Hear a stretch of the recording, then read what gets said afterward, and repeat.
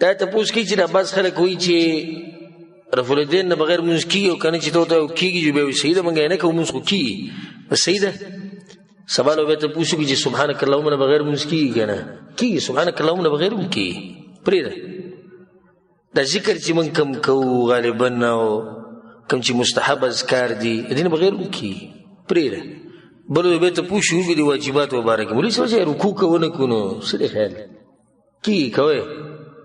په سرور شروع کوه اخر کوه که دا مونځ نه کوو نو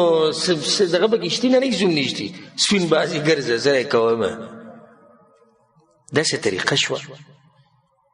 د رسول الله صلی طریقې باره کې ورته دا تپوسونه کوي چې کېږي دې نه بغیر او که نه کېږي یو کار د رسول الله ثابت دی چې هغه کړی دی ته به دا تپوس کوي چې کېږي او که نه کېږي داسې د سنتو سره د دې بعضو خلکو دشمني او د سنت ورته د رسول الله د سنتو د دومره سپخ کوي دا سوال کوي چې په هغه وخت کې شوی وی په کوم وخت کې دین د مشرانو او د صحابه کرام چې هغوی له څه جواب درکړم په عبدالله بن عمر رضی الله عنه پسې یو کس راغی هغوی دې سوالونه نه کوو بس چې دا سنتو د دشمنان یې کوي هغه دا سوال وکړو وی دا ویتر واجب دي که سنت دي هغه ورته وی رسول صلی الله کړي دي موږ یې کوو هغه ورته بیا وی واجب دي که سنت دي وی رسول صلی الله کړي دي موږ یې کوو په دریم پیر ورته بیا وی دا واجب دي که سنت دي پاسوي دي نه وځوي وباسوي دا کسان ته وبس لري زه ته رسول صلی الله کړي دي موږ یې کوو دی چې سنت دي که واجب دي چې رسول صلی الله کړي دي خو کړي دي که نه بس ته کوه اوس که هغو ژوندي او هغو ته دې ویلې رفع الیدین نه بغیر خو مونځ کېږي که نه تا له څه جواب درکوو ځکه عبدالله بن عمر رضی الله عنهما چې کله به په جومات کې ناست و چا به رفع الیدین نه کول چې کاڼه به راواستو ویې به ویشتو رفع الیدین کوو په منځ کې ولې هغه ته دا پته نه و چې دې نه بغیر کېږي که نه کېږي دا د هغه خلکو خبرې چې د سنتو دشمني په زړه کې پرته ده د مذهب نه مجبوره دي د خپل مولوي صاحب نه مجبوري د خپل ملک او د علاقې او د قوم نه مجبوري نور څه نشته چې د رسول صلی الله ثابت دي زموږ په ځان قربان دي دغه شان عبدالله بن عمر پسې یو کس راغی رضی الله عنهما وی د حج رسول ښکلول څنګه دي او عبدالله بن عمر پر صحابه کرامو کې هغه صحابي دي چې د رسول په طریقه